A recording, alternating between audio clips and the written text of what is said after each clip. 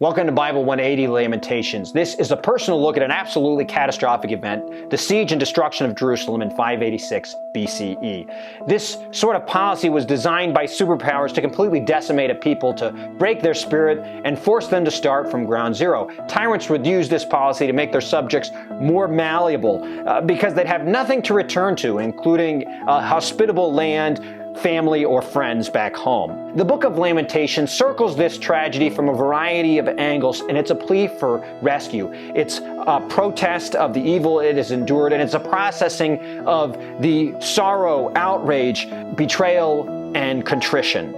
Chapter 1 describes God's people as the daughter of Zion weeping bitterly for her dead husband, Jerusalem, and for her exiled children, the Jews. She was once beautiful and proud, but now she is a wreck. She can now see that this is because of her rebellion and sin against the Lord. Chapters 2 and 3 describe the wrath of God, which is not spontaneous or out of control, but which has built an intensity due to Israel's sins and its attitude. It makes clear that this is no accident. Yahweh has not been overpowered, rather Yahweh has orchestrated this judgment. The judgment and wrath are completely unpredictable here, yet the book still pleads for mercy. In chapter 3, the book takes a pivotal turn. God has been reliable and predictable in his judgment. It should not have been a surprise to anyone who had been paying attention to Yahweh's prophets because they predicted this would happen. Yet, he'd also predicted he would show mercy if they repented. He'd sworn big promises to Abraham and Aaron, David, and Moses. So if God could be relied upon to punish, as he said, then God can also be relied upon to show mercy, as he promises.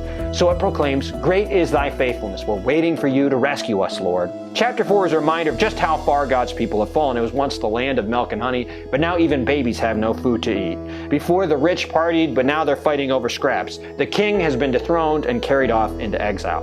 Chapter 5 describes the rough situation of a variety of people, hoping that God will see the sad plight of his people and restore. Since the suffering is so terrible, the author of the book is still sort of wondering. It proclaims at the end that Yahweh is king and says, "Restore us, unless you've already utterly rejected us." The only thing more astonishing that this punishment has come from God is that the Jews somehow still maintain their identity and faith. It's a strong testimony that something far greater is at work here. So too, the crucifixion, the plans of Rome, and the Sanhedrin were to completely destroy Jesus, his legacy, and his kingdom, much like the exile. Yet the Son of God is here, taking the suffering of his people. The fact that Jesus endures and his legacy continues despite all the sin and the hatred of his opponents is again a testimony to both the enduring power of God, God's forgiveness, and God's faithfulness.